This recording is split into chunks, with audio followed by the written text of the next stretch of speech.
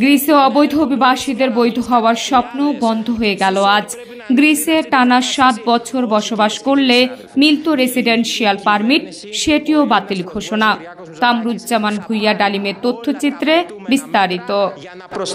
গ্রিসের পার্লামেন্টে নানা তর্ক বিতর্কের পর 177টি হ্যাঁ ভোট পেয়ে বিলটি পাশ হয়। যদিও এদেশের বিরোধী দলের 74টি ভোট পেয়েও টিকতে পারল না সরকারি সংসদ সদস্যদের কাছে। গ্রিসে টানা 7 বছর বসবাস করলে মিলত দেশটিতে বসবাস করার অনুমতি বা রেসিডেন্সিয়াল পারমিট কার্ড।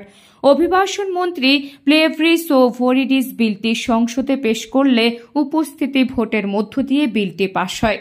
গত 1 মাস আগে অভিবাসন মন্ত্রী ডুররিস বিলটি সংসদে উপস্থাপন করে, যদিও নানা বিতর্কের মধ্যে এবং দুর্নীতির অভিযোগে তাকে পদত্যাগ করতে হয়। তার পদত্যাগের কথা শুনে কিছুটা নিঃশ্বাস নেয় অবৈধ অভিবাসীদের মনে, কিন্তু সেই নিঃশ্বাস আর বেশি দিন টিকল না।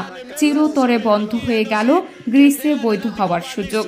কিছুদিন যাবৎ গ্রিসের বিভিন্ন দ্বীপ দিয়ে অবৈধ পথে হাজার হাজার অভিবাসী প্রবেশ করতেছিল।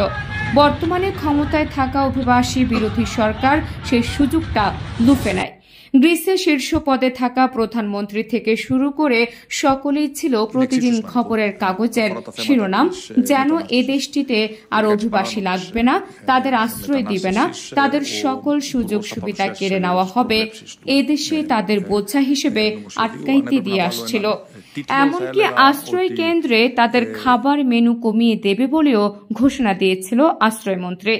অভিবাসন বিলটিতে মোটা দাগে পাশ হয় বৈধভাবে বসবাসকারী অভিবাসীদের প্রশাসনিক আটকের মেয়াদ 24 মাস পর্যন্ত বৃদ্ধি। আশ্রয় আবেদন প্রত্যাখ্যান করা সত্ত্বেও যারা তাদের স্বদেশে ফিরে যেতে অস্বীকৃতি জানাবে তাদের জন্য প্যারোল ছাড়াই 3 বছরের কারাদণ্ড এবং 10,000 ইউরো জরিমানার বিধান রাখে। একই সাথে অবৈধ অভিবাসীদের যদি তারা প্রমাণ করতে পারে যে তারা 7 বছর ধরে দেশে আছেন, তাহলে তাদের স্বয়ংক্রিয়ভাবে বৈধতা প্রদান করা হয়, তাও বাতিল করা হয়েছে। অর্থাৎ গ্রিসে 7 বছর ডকুমেন্ট দিয়ে বৈধতা গ্রহণ বাতিল ঘোষণা করা হচ্ছে। তবে গ্রিসে একটি স্বল্পকালীন সময়ের জন্য এসেছিল 3 বছর বসবাস করলে বৈধতা, সেটি মাসখানেক আগে বন্ধ করে দেয়। এই বিলটিকে দেশের বিরোধী দলের সংসদ সদস্যরা এই বিলটি একটি মানবতা বিরোধী এবং বর্ণবাদী বিল হিসেবে আখ্যা দেন।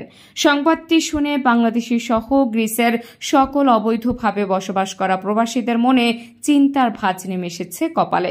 যদিও অনেকে মনে করে আগামী বছর এদেশের জাতীয় সংসদ নির্বাচনের পর এবং বিভিন্ন ব্যবসায়ীদের চাপের ফলে হয়তো কিছুটা নমনীয় হতে পারে এদেশের সরকার। নাহার নিশি, ডেস্ক রিপোর্ট, মাইগ্রেশন বাংলা।